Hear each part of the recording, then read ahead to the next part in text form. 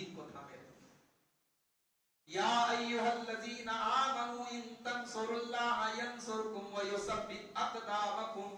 اے ایمان والو اللہ ضرور تمہاری مدد کرے گا, اللہ ضرور تمہیں مضبوطی دے گا, شرط یہ ہے کہ تم اللہ کی مدد کرو. اللہ ہماری مدد کرو ذو باللہ ہوتا ہے تھوڑی, اللہ کو ہماری کوئی مدد نہیں.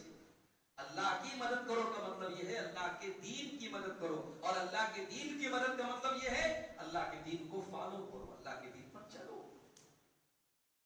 تو اللہ کی مدد تب آئے گی جب ہم ہر حال میں, آج دیکھیں آپ مسلمانوں کی اکثریت کیا کر رہے ہیں, ہم سڑکوں پر آنے کو تیار ہیں, ہم احتجاج کرنے کے لیے تیار ہیں, مگر ہم اپنے رب کی بارگاہ میں آنے کو تیار ہیں, ہم اپنے رب سے رجوع کرنے کے لیے تیار نہیں ہیں. ہم اللہ کے دین کے مطابق جو ہمارے اندر لاپرواہیاں ہیں, جو کمیاں ہیں, جو خامیاں ہیں, ہم ان کو دور کرنے کے لیے تیار ہیں. ان تنصروا اللہ ینصرکم, اللہ ضرور تمہیں حکومت دے گا, اللہ ضرور تمہیں غلبہ دے گا, اللہ ضرور تمہیں دنیا میں غالب کرے گا. شرط کیا ہے؟ الذین ان مکناہم فی الارض اقاموا الصلاۃ وآتوا الزکاۃ وامروا بالمعروف ونہوا عن المنکر.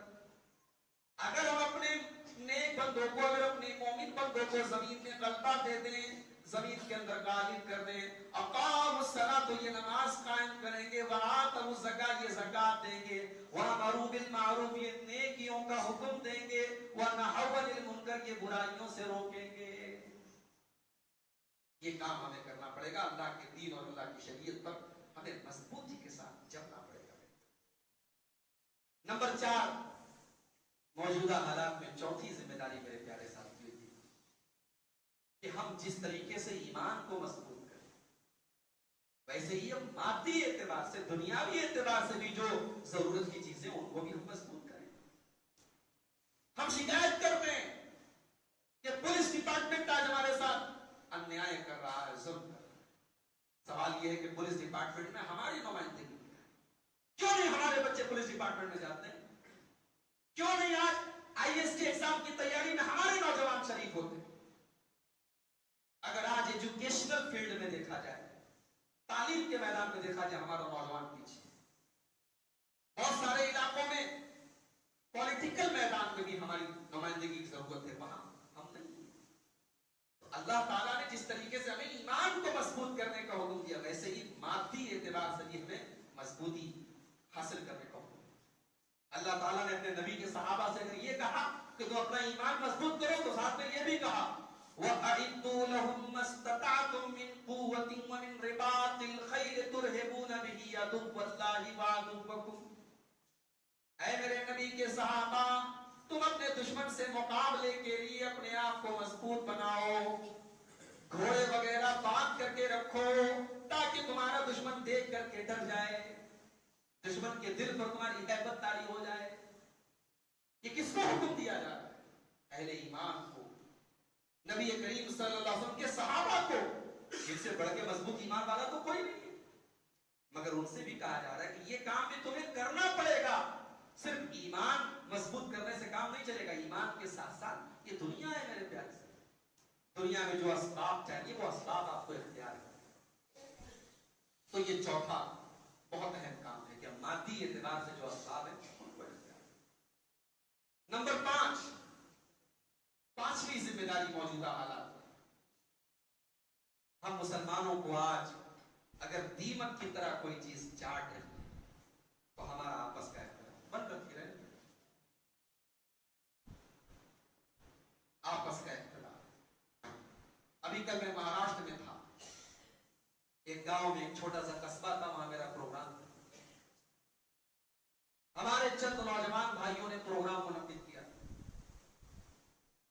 ہمارے دوسرے جماعت کے بھائیوں نے پولیس اسٹیشن پر جا کر کے کمپلینٹ کی, انسپکٹر صاحب ان لوگوں کا پروگرام مت کر ہونے دیجیے. کیوں؟ یہ لوگ صحیح نہیں ہیں. کیوں صحیح نہیں ہیں؟ یہ لوگ حکومت کے خلاف. ایک مسلمان پولیس انسپکٹر ہنس رہا تھا, آفیسر ہنس رہے تھے کہ یہ کون سی قوم ہے جو آپس میں لڑ رہی ہے. ایک مسلمان دوسرے مسلمان کو نیچا دکھانے کے لیے اور گرانے کے لیے آج کوششیں کر رہا ہے. میرے پیارے ساتھیوں، اگر ہم نے ویڈیو دیکھا ہے، انٹرنیٹ پر آیا تھا ایک ویڈیو کہ ایک شیر جنگلی بھینسوں کے بیچ میں ایک شیر جو ہے چلا گیا اور جنگلی بھینسوں نے مل کر کے مار مار کے اس شیر کو ختم کر دیا۔ حالانکہ بھینس اور شیر کی طاقت کا کوئی مقابلہ نہیں، مگر وہ بھینسیں جب متحد ہو گئے تو اس شیر کو بھی ختم کر دیا۔ اتحاد کے اندر وہ طاقت ہوتی ہے۔ اسی لیے اللہ تعالیٰ نے قرآن میں فرمایا وَأَطِيعُوا اللَّهَ وَرَسُولَهُ وَلَا تَنَازَعُوا فَتَفْشَلُوا وَتَذْهَبَ رِيحُكُمْ۔ اے ایمان والو، اللہ کی اطاعت کرو، رسول کی اطاعت کرو، اور آپس میں اختلاف نہ کرو، آپس میں تنازع نہ کرو، آپس میں جھگڑے نہ کرو، فرقوں میں نہ بٹو، ٹولی میں نہ بٹو، آپس میں بٹوارے نہ کرو۔ وَلَا تَنَازَعُوا، اگر تم نے آپس میں نزاع کیا، اختلاف کیا، فَتَفْشَلُوا، تو تم کمزور پڑ جاؤ گے، وَتَذْهَبَ رِيحُكُمْ، اور تمہاری ہوا اکھڑ جائے گی۔ ہوا اکھڑ گئی آج، کمزور ہے، کیونکہ ہمارے مخالفین کو بھی معلوم ہے ان کے درمیان بہت اختلاف ہے، ان کو بانٹنا بہت آسان کام ہے۔ اللہ کرے کہ جو موجودہ حالات اس وقت پورے ملک میں ہیں، کم سے کم ان حالات میں ہمیں توفیق مل جائے اور ہم آپسی اختلافات کو بھلا کر کے ایک قوم کی حیثیت سے ہم ایک ہو جائیں، ہم متحد ہو جائیں، ہمارے اندر اتحاد پیدا ہو جائے۔ شاعر کہتا ہے متحد ہو تو بدل ڈالو نظام گلشن، منتشر ہو تو مرو شور مچاتے ہیں۔ متحد ہو جاؤ تو گلشن کا نظام بدل سکتے ہو میرے پیارے۔ نمبر 6، چھٹی ذمہ داری موجودہ حالات میں ہماری یہ ہے، اللہ کی ذات پر توکل رکھیں، اللہ کی ذات پر بھروسہ۔ کیسا بھروسہ؟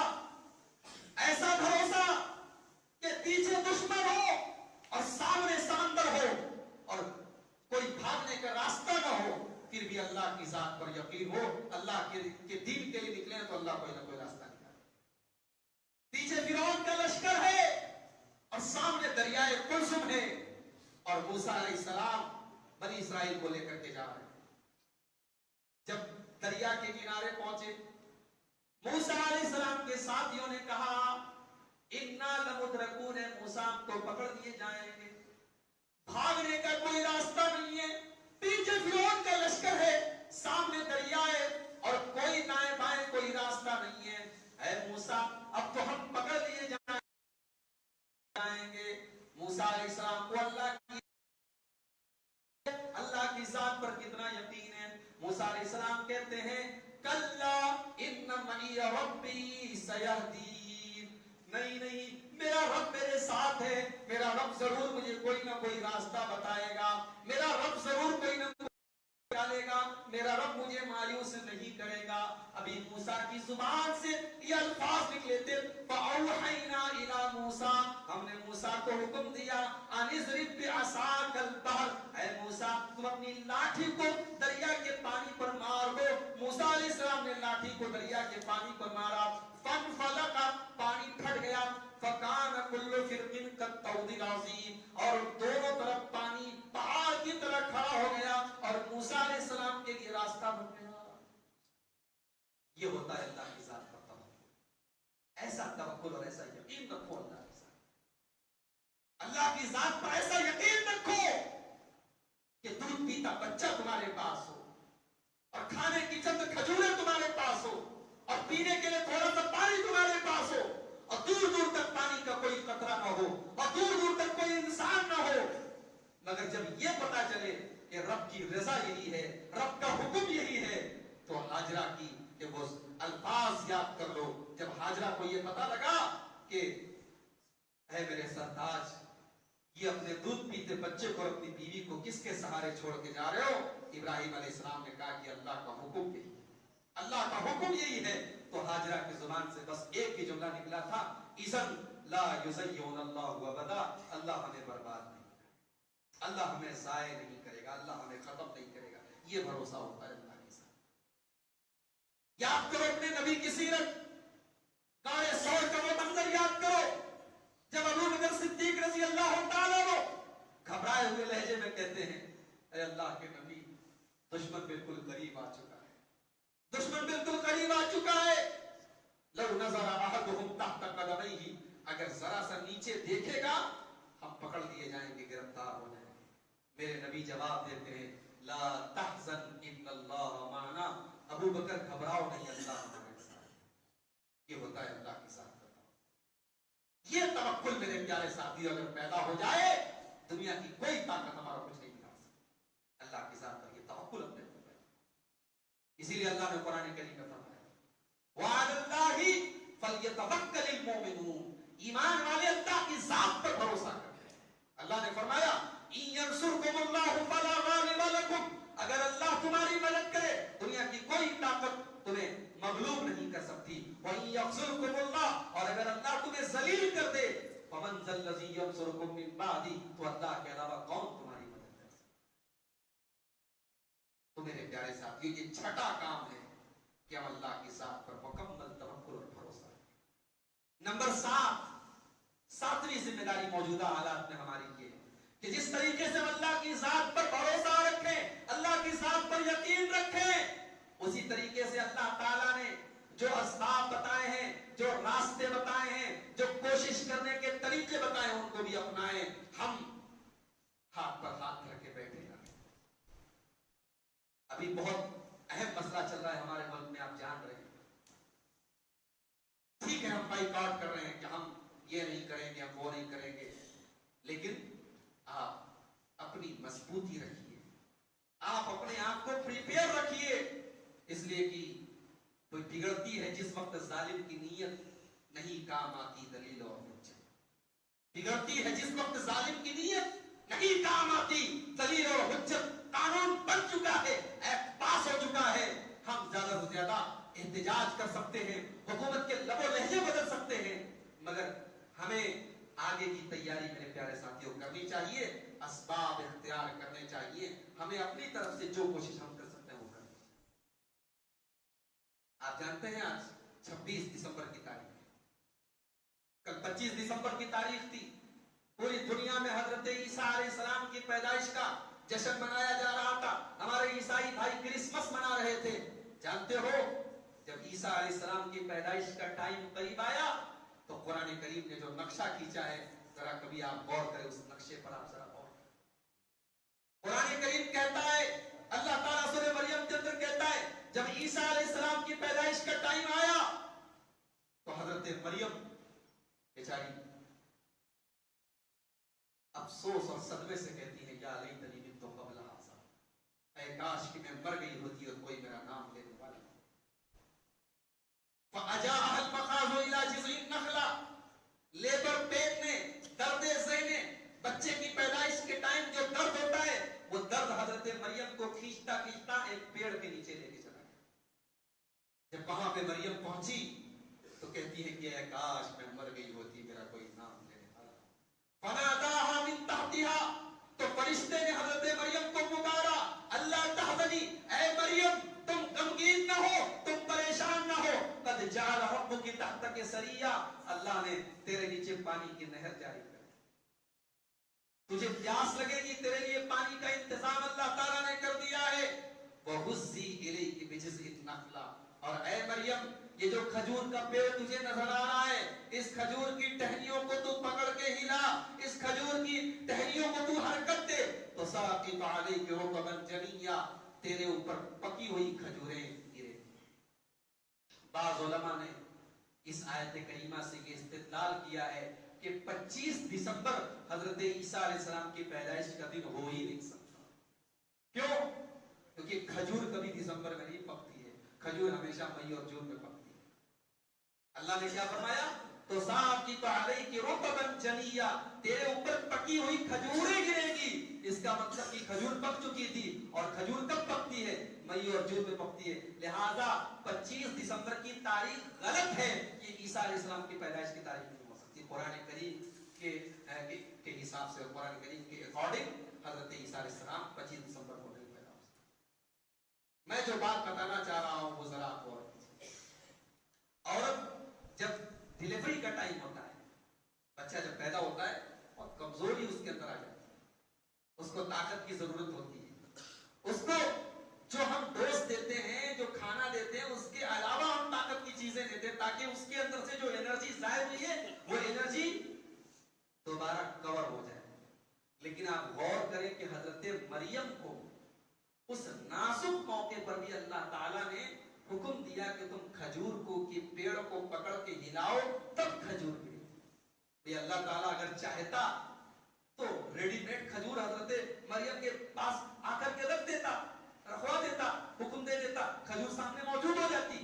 लेकिन अल्लाह तबारक व तआला ने हमें और आपको एक पैगाम दिया, मैसेज दिया कि मेरे बंदो, मरियम को भी पकी हुई खजूरें पाने के लिए हरकत करनी पड़ी। कहते हैं हरकत में बरकत है, बगैर हरकत के बरकत नहीं होती है।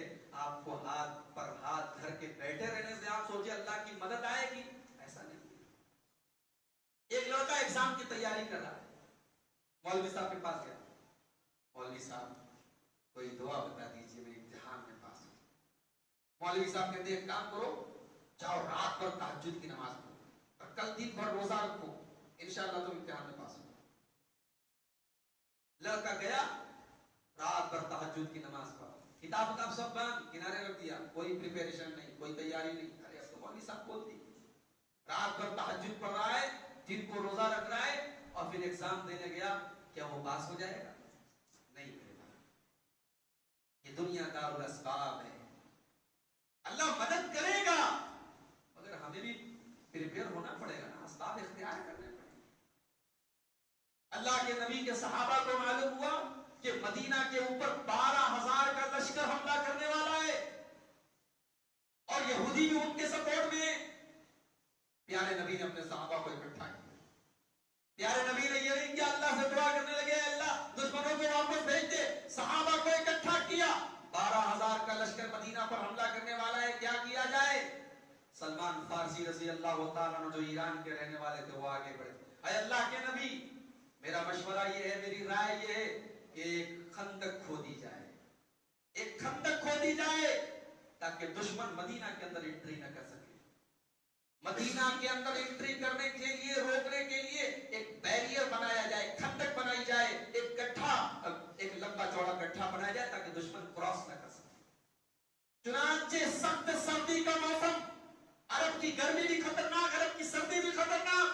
सख्त सर्दी के मौसम में 6 दिन लगातार सारे सहाबा ने और सहाबा के साथ साथ हमारे प्यारे नबी जनाब मोहम्मद रसूलुल्लाह सल्लल्लाहु अलैहि वसल्लम ने मिल करके खंदक खोदी है। और आप जानते हैं ये जो खंदक थी ये 3.5 मील लंबी थी। 3.5 मील का मतलब तकरीबन 6 किलोमीटर लंबी ये खंदक थी। और कितनी गहरी थी? तकरीबन 6 मीटर गहरी थी। 6 मीटर गहरी और 6.5 किलोमीटर लंबी, इतनी लंबी खंदक 6 दिनों तक नबी ने और सहाबा ने सर्दी के मौसम में मिल करके इसको खोदा और उसके बाद दुश्मन का मुकाबला किया है। मेरे प्यारे साथियों, अल्लाह के नबी से अल्लाह से मदद मांगने पर आपने इत्तेफा नहीं किया, आपने असबाब इख्तियार किया। अल्लाह का ये उसूल है, असबाब आपको इख्तियार करने पड़ेंगे, आपको मेहनत करनी पड़ेगी, कोशिश करनी पड़ेगी। मूसा अलैहिस्सलाम जब बनी इस्राएल को लेकर के बैठे, अंदर एक बड़ी खतरनाक कौम रहती है जिसका नाम अमालेका था, जो कौम आद की नस्ल से थी और बड़े लंबे चौड़े हट्टे कट्टे थे। कहा कि नहीं, हम मुकाबला नहीं करेंगे। एक बात बताऊं, बनी इस्राएल कई 100 साल तक गुलामी में थे।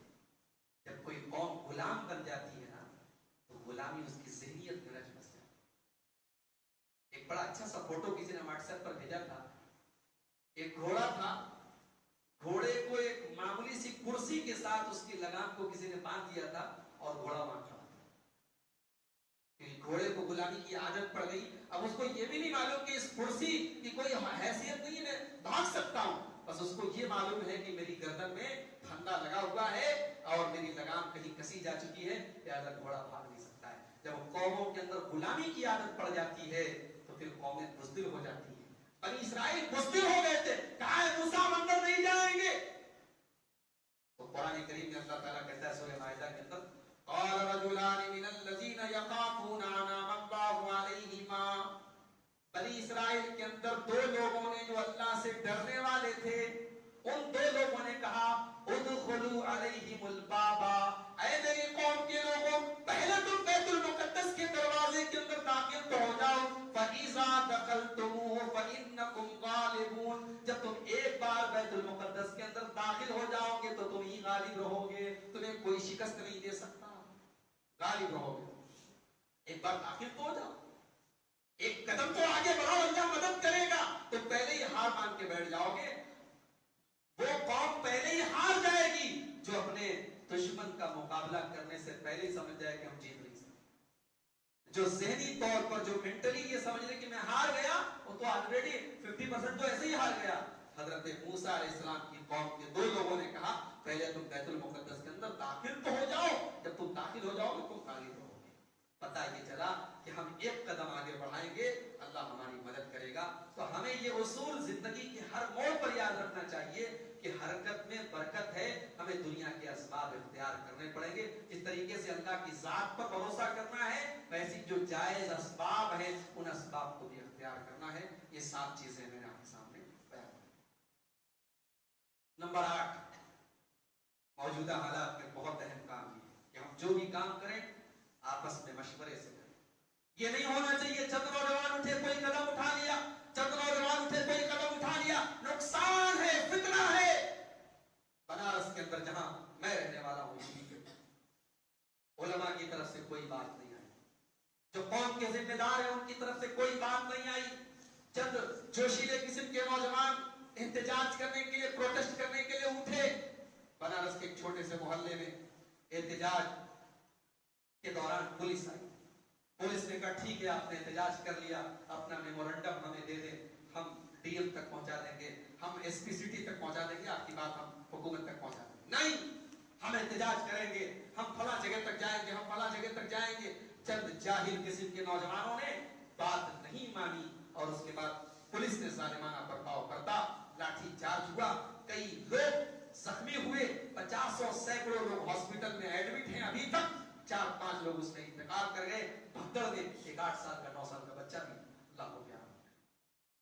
ये होता है बगैर मशवरे के, बगैर किसी राय के। मुसलमान आपस में जो काम करता है मशवरे के साथ, अम्रुहुम शूरा बैनहुम, मुसलमानों का काम मशवरे से होता है।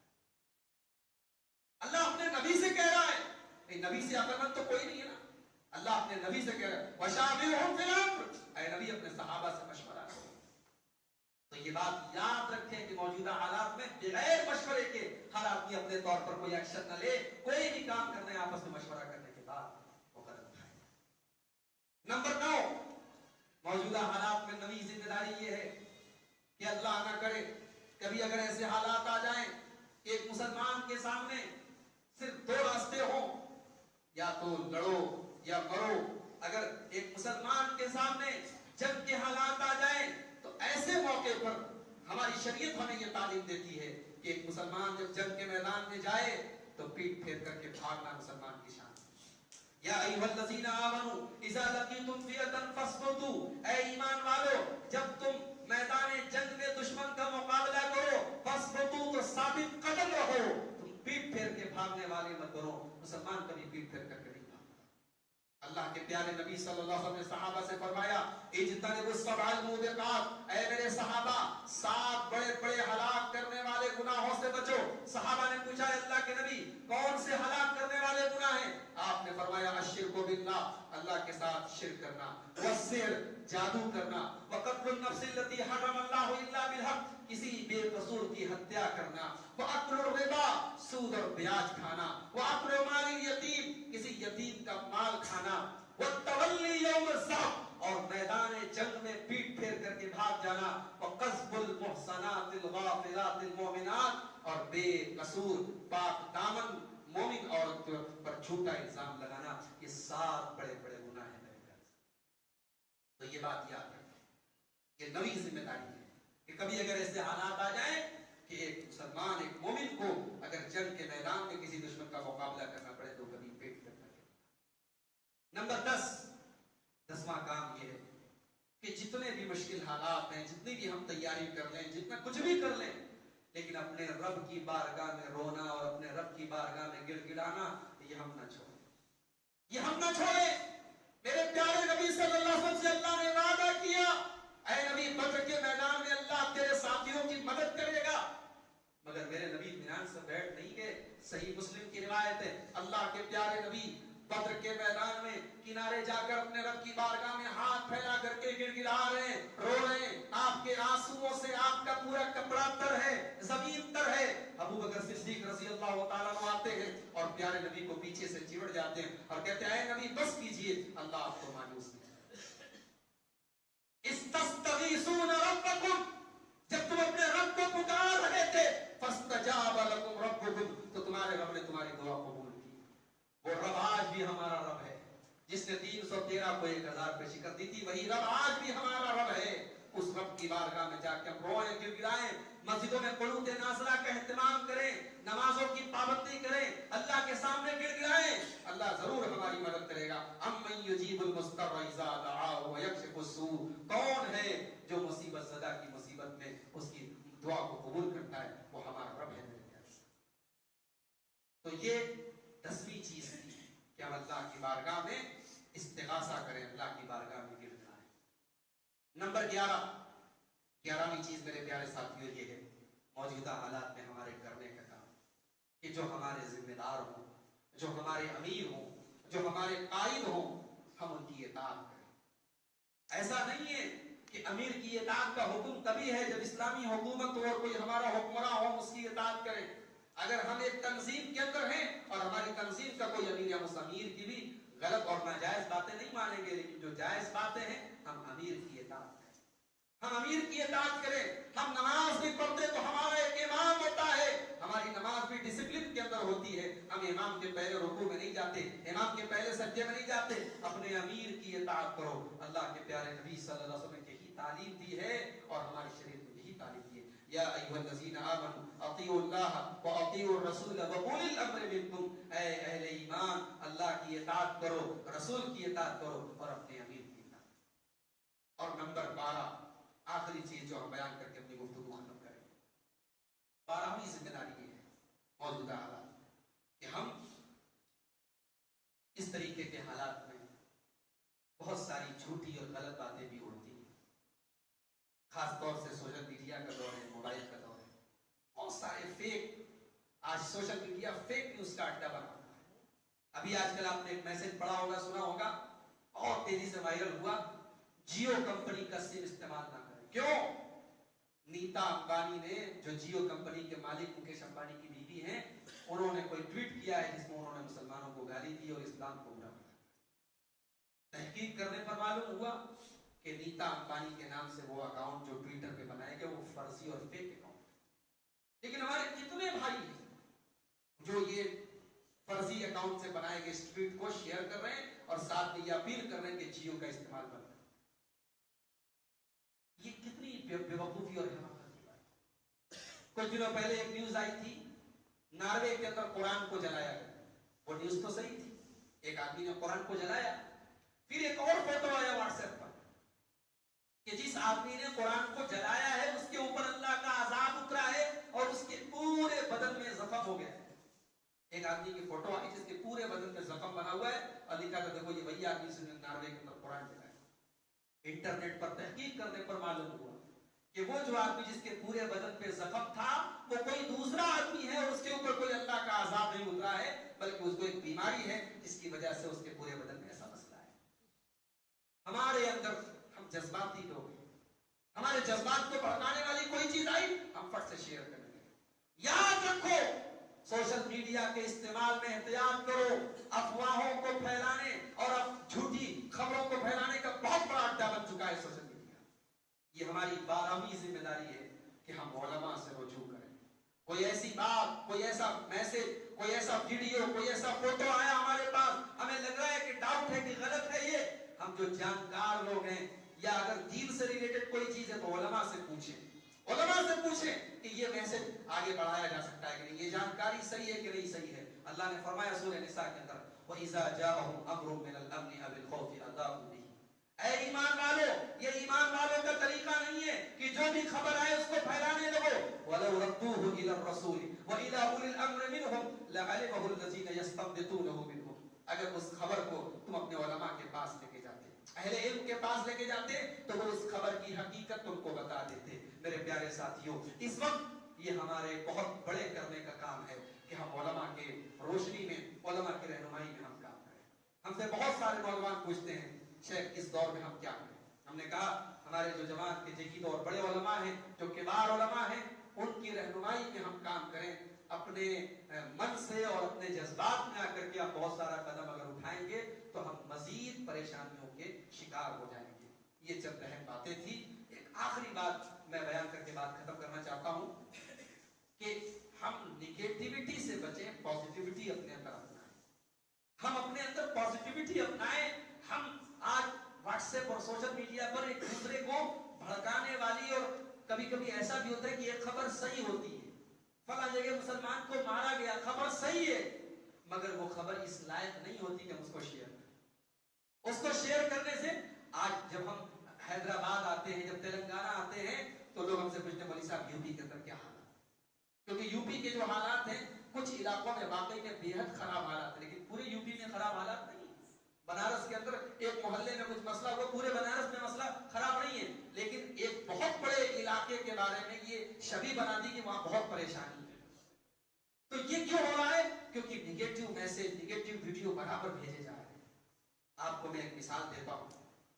اللہ کے نبی صلی اللہ علیہ وسلم کو وعدہ کیا اللہ نے کہ بدر کی لڑائی میں آپ کو ہم انشاءاللہ کامیاب کریں، آپ کے ساتھی کامیاب ہوں گے. مگر غزوہ بدر کے پہلے بہت اہم بات بتا رہا ہوں، بہت پوائنٹ کی بات بتا رہا ہوں، اس کو یہاں سے دماغ میں بٹھا کے جائیے.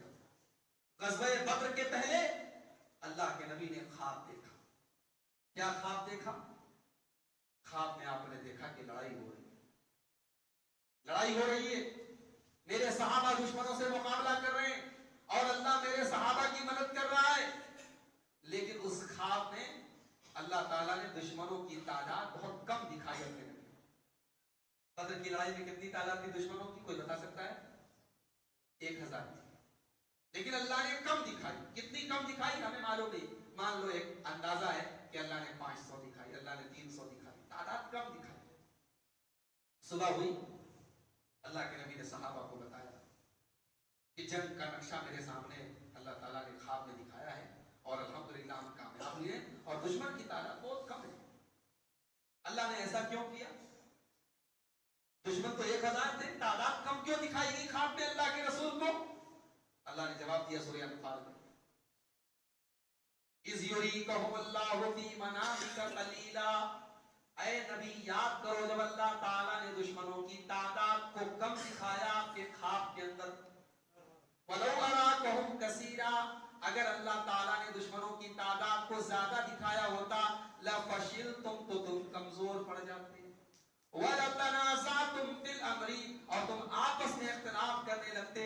وَلَٰكِنَّ اللَّهَ سَلَّمَ، لیکن اللہ نے تم کو بچا دیا. پتہ چلا کہ کبھی کبھی نیگیٹو میسج دینے سے ایک حوصلہ لوگوں کا پست ہو جاتا ہے، مورال ڈاؤن ہو جاتا ہے، حوصلہ پست ہو جاتا ہے. ہمیں ایک دوسرے کا حوصلہ پست کرنے کے بجائے کوشش کرنی چاہیے پڑھانے کی، ہمیں پازیٹیوٹی پھیلانے کی کوشش کرنی چاہیے. یہ بہت اہم چیز ہے. اللہ تعالیٰ سے دعا کرتا ہوں اللہ تعالیٰ جو باتیں بیان کی گئی کتاب و سنت کی روشنی میں، ان باتوں پر ہم سب کو عمل کرنے کی توفیق عطا فرمائے. اللہ تعالیٰ ہمارے ملک کی حفاظت کرے، ملک کے امن و امان کی حفاظت کرے.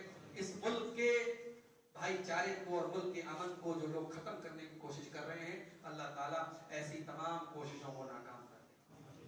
اللہ تعالیٰ ظالموں کو ان کے انجام تک پہنچائے. اللہ تعالیٰ ہمارے جان و مال کی، ہماری عزت و آبرو کی حفاظت فرمائے. اللہ ہماری مسجدوں کی حفاظت فرمائے. اللہ ہمارے دینی اداروں اور ہمارے علماء کی حفاظت فرمائے. رب العالمین ہماری صفوں میں اتحاد پیدا فرما دے. رب العالمین ہمیں اپنے علماء سے جوڑنے کی توفیق عطا فرمائے. رب العالمین ہمارے نوجوانوں کو دین کی طرف رجوع کرنے کی توفیق عطا فرمائے. رب العالمین جو ہم میں کاروبار سے، روزی روٹی سے پریشان ہیں، جو رزق کے لیے پریشان ہیں، اللہ ان کے لیے رزق کے دروازے کھول دے. اللہ ان کو رزق حلال کی توفیق نصیب فرمائے.